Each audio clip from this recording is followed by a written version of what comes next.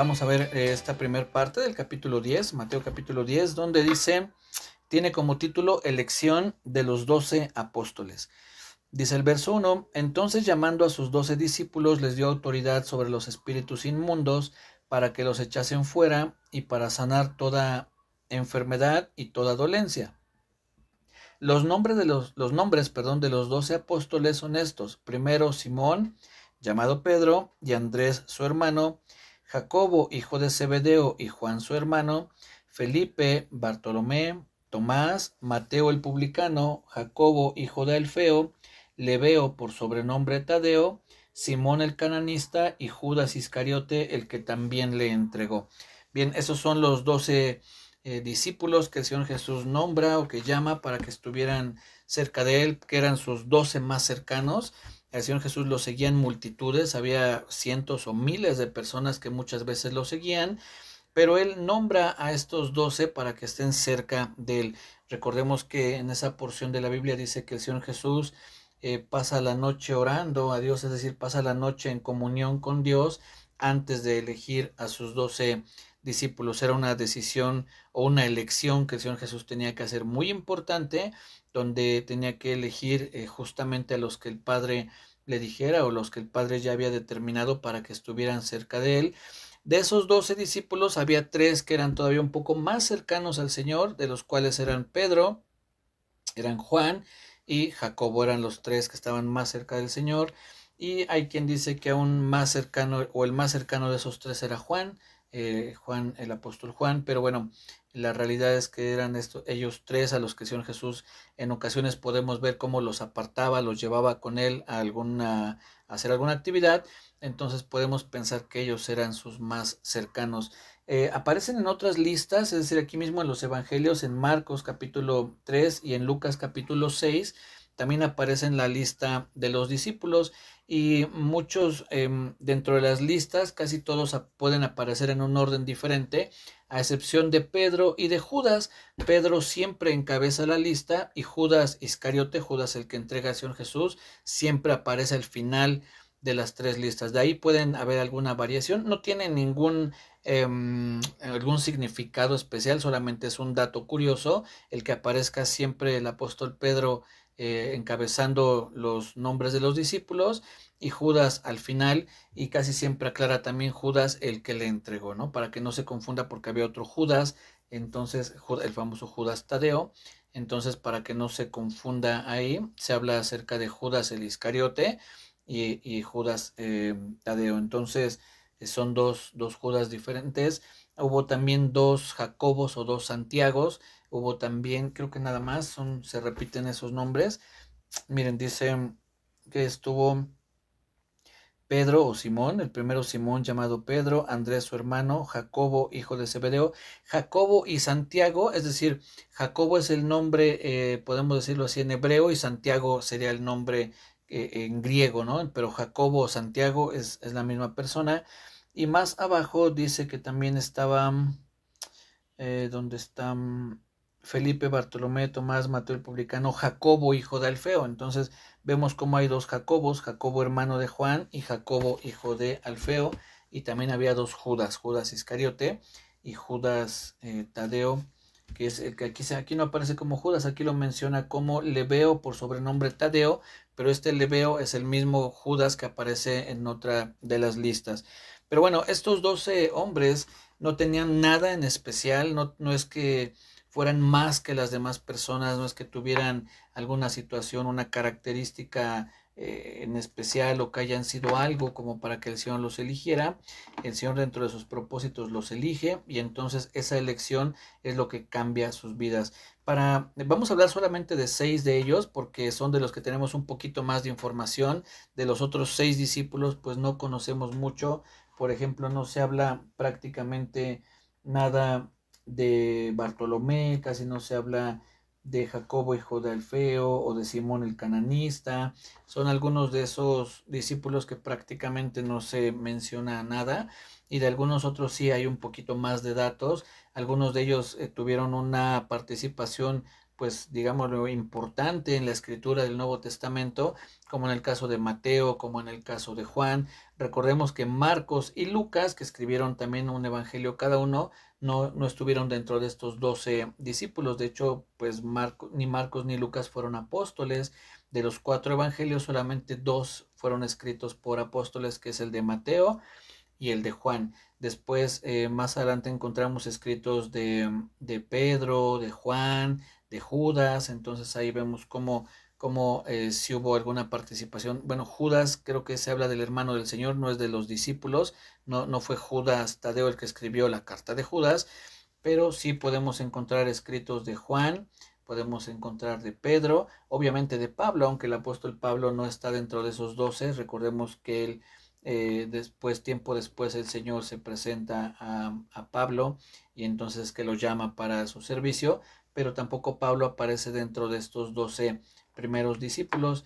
Entonces, de ahí, de los que tenemos un poco más de datos, pues es de los que, pues, por escribir algo o que se menciona algo de ellos en alguna otra porción de la Biblia, es donde podemos sacar alguna enseñanza o conocerlos un poquito más, ¿sí? Entonces, bueno, respetando un poco la lista o el orden en que aparece en la lista, vamos a ver primero a Pedro, al apóstol Pedro.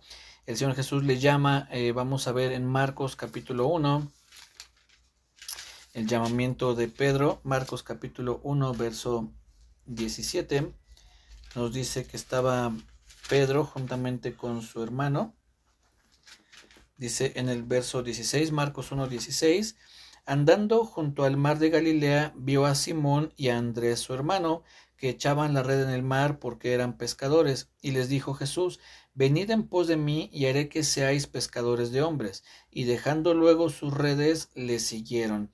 Pasando de allí un poco más adelante, vio a Jacobo, hijo de Zebedeo, a Juan su hermano, también ellos en la barca que remendaban las redes, y luego los llamó y dejando a su padre Zebedeo en la barca con los jornaleros, le siguieron. Ahí vemos cómo le habla a 4 de sus discípulos, a Pedro, a su hermano que se llama Andrés, a Jacobo y a su hermano que es Juan. Entonces aquí vemos cómo habla a ellos 4. Pero bueno, nos enfocamos en Pedro. Aquí vemos el llamamiento del apóstol Pedro. Él estaba trabajando, era un pescador. También una de las características de los discípulos del Señor es que tenían diferentes oficios. No todos fueron pescadores. Mateo sabemos que era cobrador de impuestos.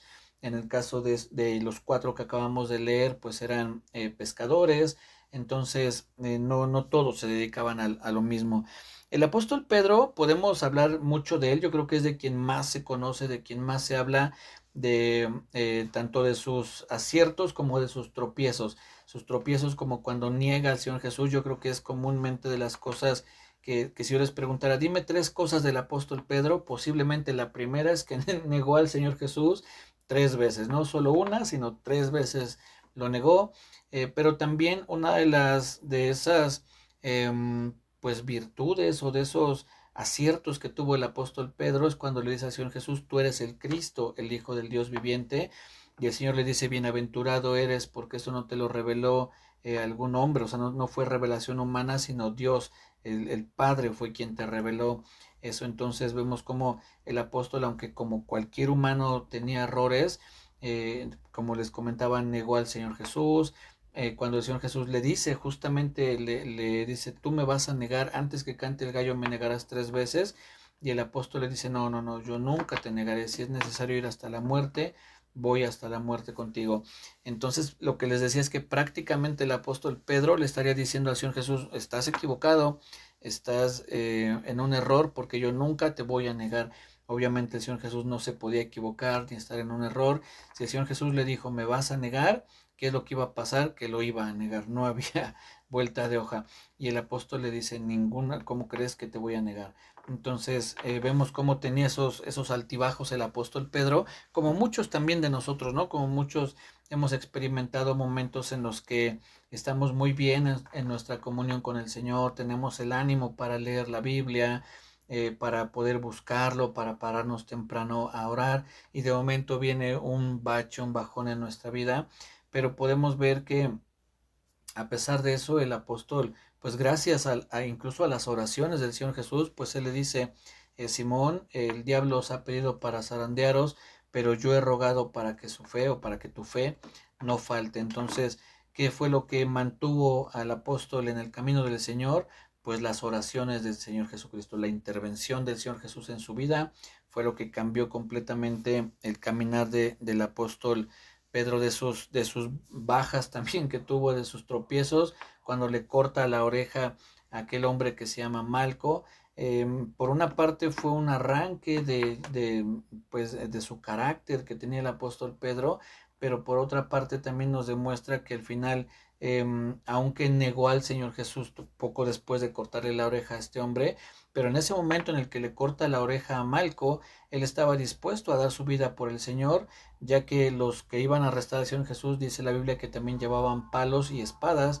Entonces hubiese sido ahí un caos si el Señor Jesús no interviene, sana a este hombre y de esa manera calma las cosas, porque ahí pudieron haber hecho una matazón entre los cuales pues obviamente yo creo que habría muerto el apóstol Pedro.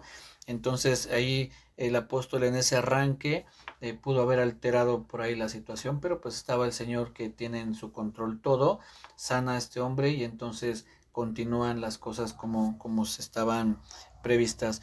De sus aciertos o de sus altas del apóstol Pedro es que cuando llega el día de Pentecostés y están reunidos en el aposento alto, viene el Espíritu Santo sobre los que estaban ahí reunidos y la gente comienza bueno, los que llegan y oyen el estruendo y todo eso, se burlan, dicen, están borrachos, están llenos de mosto.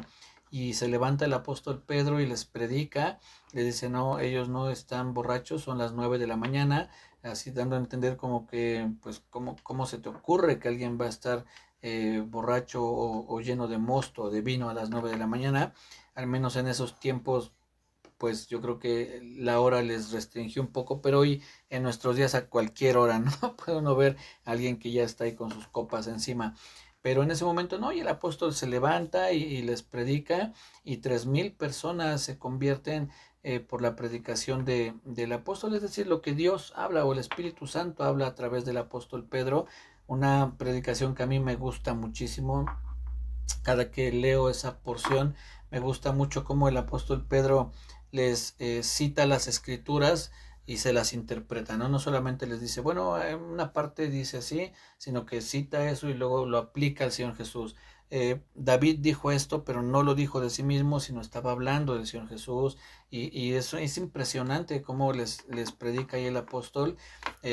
Si bien la Biblia no nos dice, mira, para que tú prediques tienes que decir esto y tienes que tener tantos puntos.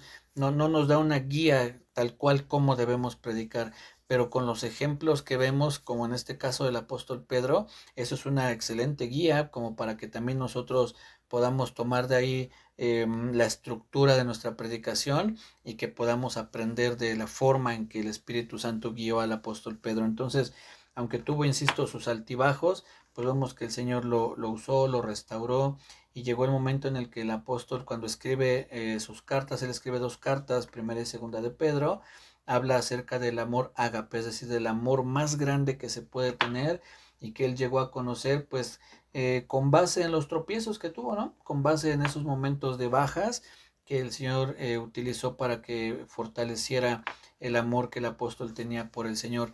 Un dato también, ya nada más para cambiar de apóstol, es que cuando el Señor Jesús se presenta con el apóstol Pedro, ya para restaurarlo, después de que el Señor Jesús resucita, le dice, Pedro, ¿me amas? Y el apóstol le contesta, sí, Señor, tú sabes que te amo. Y él le dice, apacienta mis corderos. Le vuelve a preguntar, Pedro, ¿me amas? Señor, tú sabes que te amo.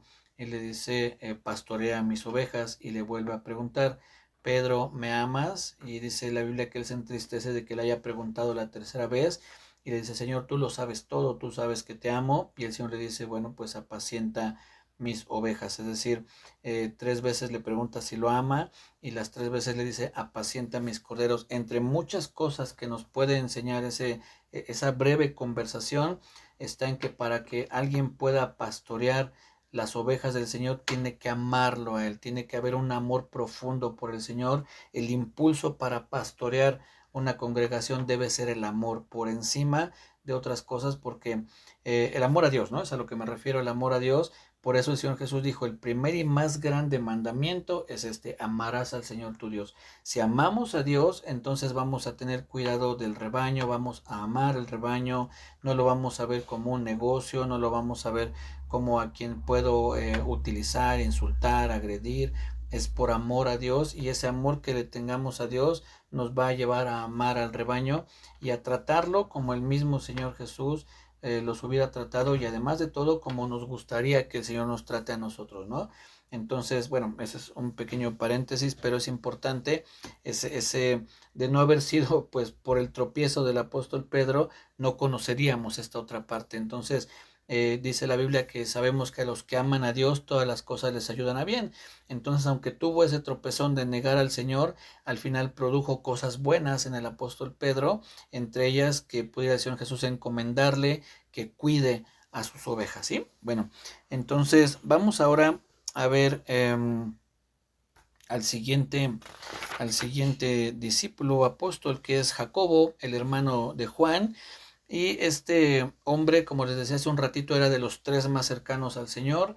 Eran Pedro, Jacobo y Juan, los que casi siempre el Señor Jesús apartaba. Y vamos a ver algunos. Bueno, este hombre, vale mencionar antes de que avancemos a lo que sigue, tanto él como su hermano Juan se ve que juntos, diríamos hoy en día, no juntos son dinamita. En aquel tiempo el Señor lo dijo de otra manera: juntos eran los hijos del trueno. Literalmente el Señor les pone a ellos Boanerges, que significa hijos del trueno. Es decir, podemos pensar que eran de carácter, pero fuerte tanto que en algún momento uno de ellos, miren, vamos a Lucas capítulo 9, por favor. Lucas 9. Vamos a ver, vamos a darnos una idea de qué carácter tenían estos dos hermanos, Juan y Jacobo. Y vamos a ver lo que dice. Vamos a leer Lucas 9 a partir del verso 51. Dice: cuando se cumplió el tiempo en que él, hablando del Señor Jesús, en que el Señor Jesús había de ser recibido arriba, afirmó su rostro para ir a Jerusalén, y envió mensajeros delante de él, los cuales fueron y entraron en una aldea de los samaritanos para hacerle preparativos. Mas no le recibieron, porque su aspecto era como de ir a Jerusalén. Viendo esto, sus discípulos Jacobo y Juan, son de los que estamos hablando, dijeron: Señor, ¿quieres que mandemos que descienda fuego del cielo como hizo Elías y los consuma? Entonces, volviéndose él, o sea, el Señor Jesús, los reprendió diciendo: vosotros no sabéis de qué espíritu sois, porque el Hijo del Hombre no ha venido para perder las almas de los hombres, sino para salvarlas. Y se fueron a otra aldea. Estos hombres ven que no dejan entrar al Señor Jesús, que no lo dejan quedarse ahí en esa aldea, y entonces tienen que salir y buscar otro lugar. Y ellos dicen: Señor, ¿quieres que mandemos fuego y que los consuma, que los acabe? O sea, imagínense, ¿no? Como que han de haber sentido ese enojo de decir: ay, esta gente no recibió al maestro, y pues que ahora sí que literalmente que caiga fuego del cielo y los consuma. Y el Señor les dice: no, no, ustedes no saben a qué vine. Yo vine a salvar a las personas, no a que se perdieran. Entonces vemos cómo eran así de carácter, pues algo fuerte, ¿no? Por eso yo creo que el Señor les pone hijos del trueno, porque ya sabía que tenían un carácter especial. Por lo que podemos leer también si no mal recuerdo, es en Hechos, fue el primero de los 12 en morir por causa del Señor. Antes de él nos narra la Biblia que apedrean a Esteban, que también fue un seguidor del Señor, pero no de los 12 discípulos. Pero después de la muerte de Esteban, el siguiente que se nos habla que muere por causa del Señor Jesús es justamente Jacobo o Santiago, el hermano de Juan, a manos de Herodes. Entonces, pues fue el primero de los discípulos en morir, en entregar su vida. La Biblia no nos dice mucho cómo fue su muerte o qué sucedió, si él dijo algo, no sabemos, pero lo que sí podemos pensar y saber es que si la Biblia nos habla de su muerte y de que era un seguidor del Señor, es que él murió creyendo en el Señor, que él murió con la fe en él, y que no le importó entregar su vida por quien en algún momento antes había dado su vida por él. El Señor Jesús dio su vida por Santiago o Jacobo, y después él también da su vida por el Señor, el mismo carácter, supongo yo, que tenía para sí, Señor, que caiga fuego del cielo. Yo creo que también ha de haber hecho, pues si a mí me matan, que me maten, yo voy a seguir al Señor, ¿sí? Entonces, bueno, eso no lo dice la Biblia, yo supongo, pensando en el carácter que este hombre tenía. También era pescador, como lo vimos, estuvo con el Señor Jesús en Getsemaní, en el huerto, cuando ya poco antes, unos minutos u horas, tal vez unas horas antes de que el Señor Jesús fuera arrestado, ahí estaba con el Señor Jesús Pedro, Jacobo y Juan, fue uno de los tres que estuvieron ahí. También cuando el Señor Jesús va a aquel lugar y se transfigura, es decir, tiene un aspecto de gloria y se aparecen con el Señor Jesús Elías y Moisés. Ahí está también Jacobo con ellos, él vio de primera mano la transfiguración, también estuvo en los últimos momentos del Señor Jesús antes de ser arrestado, y también nos narra la Biblia que estuvo presente cuando el Señor Jesús resucita a la hija de Jairo. Recordemos que van varios de los discípulos, pero él les dice que solamente los papás de la niña, Jacobo, Juan y Pedro, entren con el Señor, y están este grupo de 6 personas y la niña que había muerto, y entonces el Señor Jesús la resucita, pero él tuvo ese privilegio, por decirlo así, de ver esa resurrección de primera mano. Y bueno, después vamos a ver, eso es lo que conocemos de Santiago, de Jacobo. Vamos a ver ahora a Juan, el hermano de Jacobo, justamente. ¿Cuánto tiempo tenemos? Uy, tenemos poquito tiempo. Bueno, Juan, pues sabemos que era pescador también, fue uno de los tres igual más cercanos, juntamente con Pedro y con su hermano, es decir, con su hermano de Juan, con Jacobo. Y aunque también vemos de él que es él y su hermano quienes dicen, ¿quieres que pidamos fuego para que los destruya? Pero curiosamente después Juan conoce el amor del Señor Jesús, casi me atrevo yo a decir como ningún otro de los discípulos. Juan en las cartas que escribe menciona muchas veces el amor de Dios, él mismo se siente amado por el Señor Jesús, él mismo sabe que el Señor Jesús lo amaba, y una de sus características es que escribe mucho acerca del amor de Dios. Hay una parte en la que Juan en su evangelio escribe, y con eso terminamos. Yo creo que con eso vamos a terminar. La semana que sigue continuamos, pero les decía hace un ratito, mejor que lo podamos atender bien, ¿no? Quiero terminar con esto en cuanto a Juan. Curiosamente, lo digo entre comillas, Juan escribe esta historia cuando Nicodemo va y visita al Señor Jesús de noche. Dice que era un fariseo que lo visita de noche. Suponemos que era para que los demás fariseos no vieran que Nicodemo de alguna manera había creído en el Señor. Y entonces Juan nos narra que va este hombre de noche, y en la plática que tienen el Señor Jesús con Nicodemo, en algún momento el Señor Jesús le dice, porque de tal manera amó Dios al mundo que ha dado a su Hijo unigénito, para que todo aquel que en él cree no se pierda, mas tenga vida eterna. El receptor original de ese mensaje, de esa palabra, era Nicodemo. El Señor Jesús se lo dice a Nicodemo, y hoy es un verso conocido, yo creo que en todo el mundo. Y entonces Juan nos narra que Nicodemo recibe ese mensaje. Sin embargo, podemos ver que no lo entiende completamente, pues más adelante mandan a unos alguaciles para que arresten al Señor Jesús, y estos hombres regresan sin el Señor Jesús, y los fariseos le dicen, ¿y qué? ¿Dónde está? ¿Por qué no lo capturaron? Y los alguaciles le dicen, nunca, ningún hombre ha hablado como él. Y entonces los fariseos se enojan, dicen, ¿que ustedes también ya le creen? ¿Ya lo siguen? Y entonces Nicodemo era un buen momento como para que dijera, bueno, la verdad es que miren, enseña cosas de Dios, es decir, no está mal. Sin embargo, Nicodemo lo que dice es, bueno, nuestra ley no juzga a nadie sin que antes lo escuche. Y le dicen los demás fariseos, ¿tú también creíste en él? Y Nicodemo, al menos la Biblia no registra que diga nada. Entonces, todavía no le había caído el 20, digamos, a Nicodemo de ese pasaje, de ese momento en el que el Señor le dice, de tal manera amó Dios al mundo. Pero tiempo más adelante, cuando el Señor Jesús muere, es crucificado después de que lo azotan, lo maltratan, lo golpean. Se hace todo un caos. Nosotros tal vez no siempre tenemos una imagen completa de todo lo que estaba pasando ahí. Los discípulos habían huido porque tenían miedo que también ellos los capturaran y también los mataran. Era un momento de mucha tensión, sobre todo para los seguidores del Señor. Estaban los fariseos, estaba el ejército romano, ahí en todo ese caos que había.